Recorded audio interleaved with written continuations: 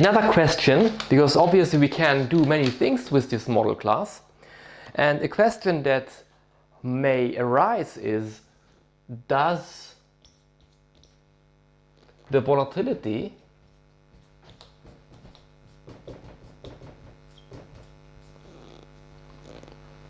of asset 2 have an impact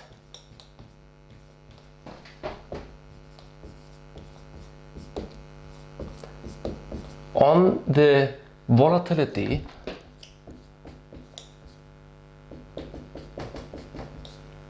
of asset 1? So this might be a question that you are interested in, yeah, or it doesn't necessarily have to be the volatility of asset 2, it can be anything else. Yeah.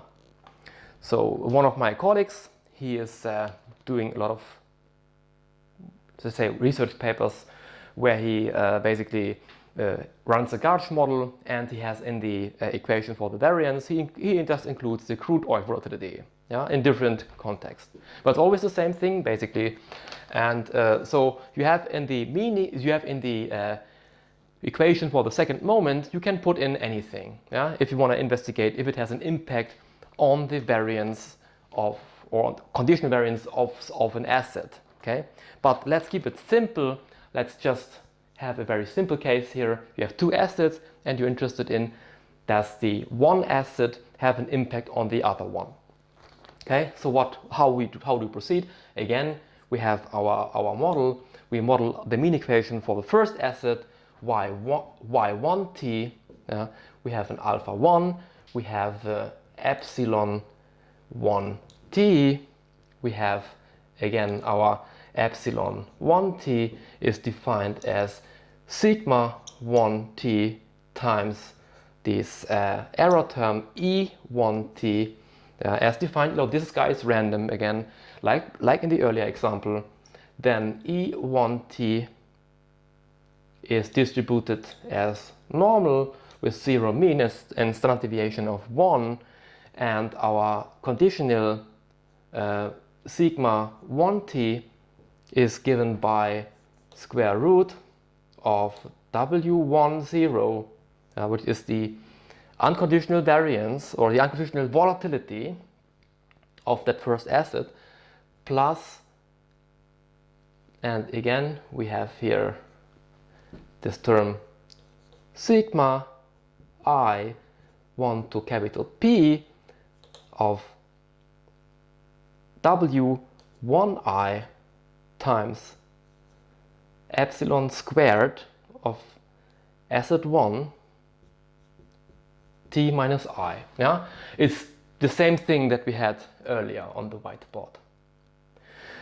And of course we have now the same process for the, or we have a similar process for the second asset. So y2t is given by alpha 2 plus epsilon 2t. Yeah, and of course, as I told you already, now we have a very simple case. Yeah, we have for the mean equation just a constant term. And of course, depending on what you want to investigate and what model you have, you can have many other things here in the mean equation as well. Again, the residual term of the mean equation, epsilon 2t, is defined as sigma 2t, which is the conditional volatility at time 2 of asset 2 times e2t, which is the random part here again. And again we assume, okay, e2t follows a normal distribution with zero mean and standard deviation of 1. Then again we have an equation for the conditional volatility for sigma 2t. It's the square root of omega 2 0. Yeah, we had omega 1 0. Now we have this for asset 2, it's omega 2 0 plus the sum from I is 1 to capital P of w2i times epsilon 2 t minus I squared. Yeah. So now, of course, we have here the squared lagged residuals from the mean equation of the second asset. Yeah. And again, we have a lag order. We account for lag order of p. And again, there's no rule, obviously, so it's arbitrarily chosen. Yeah, you have an assumption. You assume maybe lag order is 5. You run this model via OLS. Yeah. You use OLS like we did earlier. You get the vector of epsilon 1 hat here. Again, you do the same thing. You run OLS for the mean equation. You get epsilon hat 2. Yeah. This was the same thing that we did earlier. Then again, having these residual vectors from the mean equations, you can you construct the vector of squared residuals, yeah, as we did before. Same thing. Yeah. It's very simple to do that in eViews. In MATLAB. And let's now, for simplicity, while we had earlier the example that capital P is 5, yeah, let's assume now P is 2. Let's say we have the autocorrelation order for the squared residuals of 2, yeah, and we have the same for both. It could also be that one one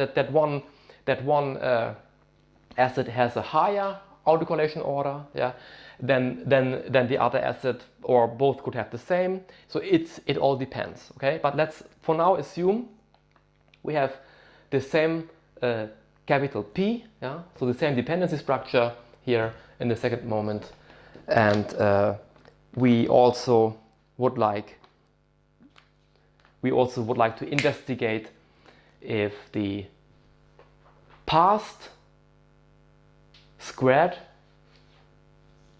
residuals of the first asset, do they have an impact on the future volatility, on the future condition of volatility of the first asset? So again, we have a regression equation for the second moment. Yeah. So we square this. So how do we test it? Okay. So we know that our sigma square of asset I at time t, so this guy squared, we have to, this is the same thing as epsilon hat, or if we estimate it, if we take the estimate, it's the same thing as our epsilon hat squared at time of asset I at time t.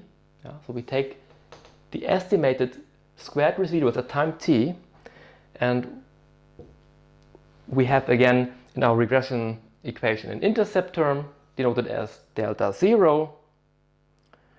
We have we account for the lagged squared residuals, yeah, from our first asset, yeah, from its own past, delta 1 epsilon hat squared of asset I t minus 1.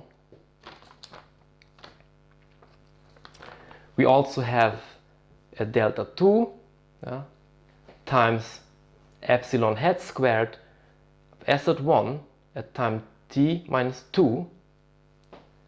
And now we add lags of that second asset, these guys here, squared. So we have a delta 3 times epsilon hat squared of asset 2 at time t minus 1, plus finally a delta 4 times epsilon hat squared of asset 2 at time t minus 2.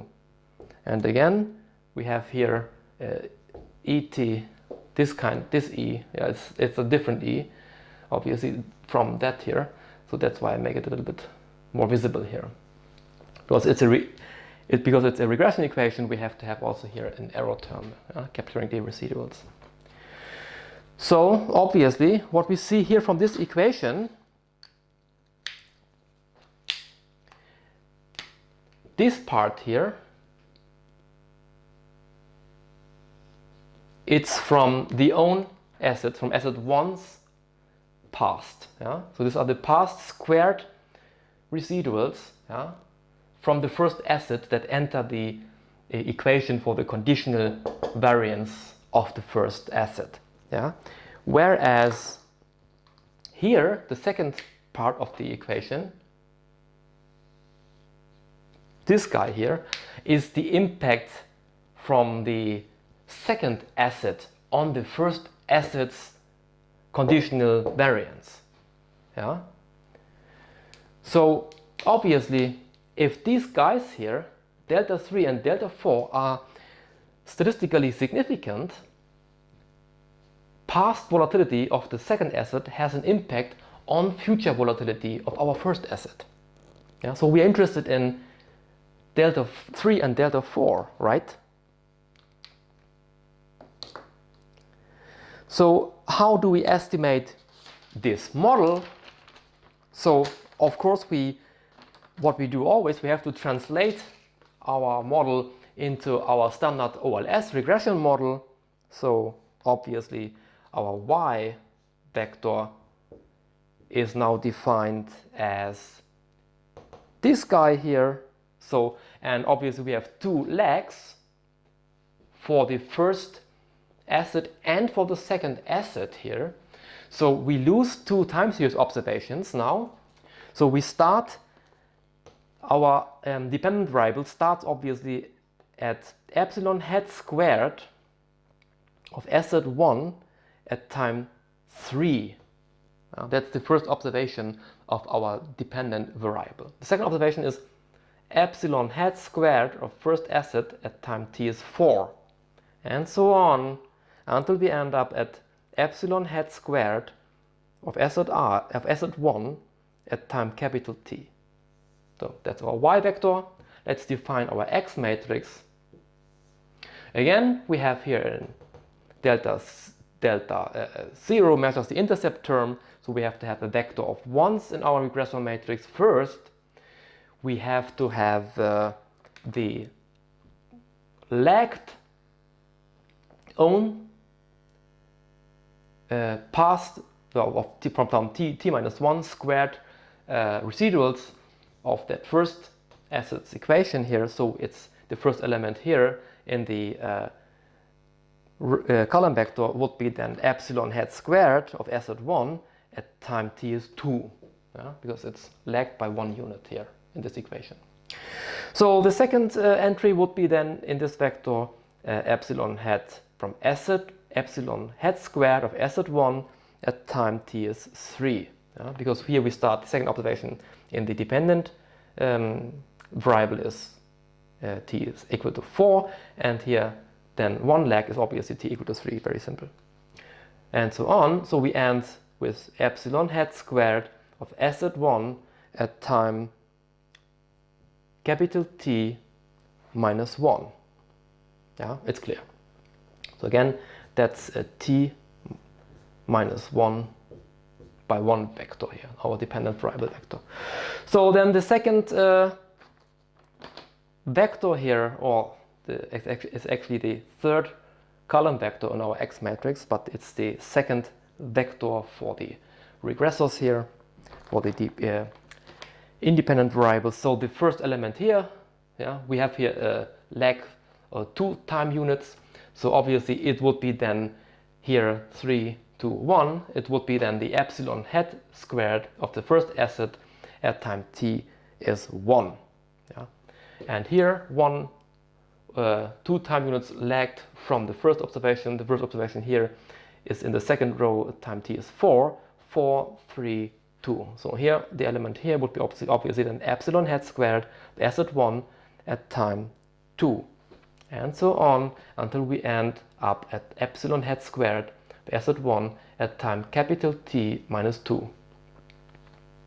And now the same things, we have the same basically sort of legs for the squared residuals of the second asset. So everything here we have to do also for the second asset. So we start with epsilon head squared of asset 2 at time 2.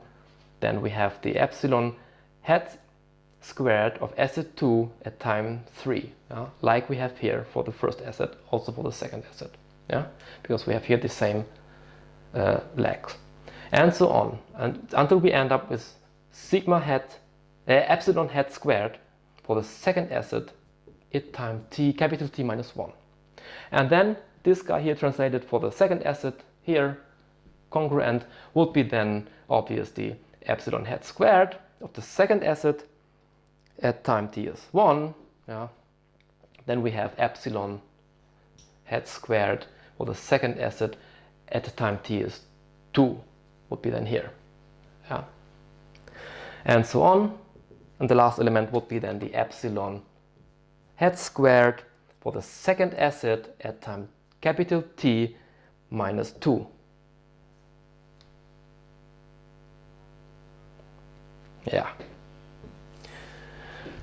So our X matrix has obviously the dimension T minus 2 by 5 in this case. Our parameter vector beta in this framework here is obviously then defined as delta 0, delta 1 until delta 4. So it's a 5 by 1 vector.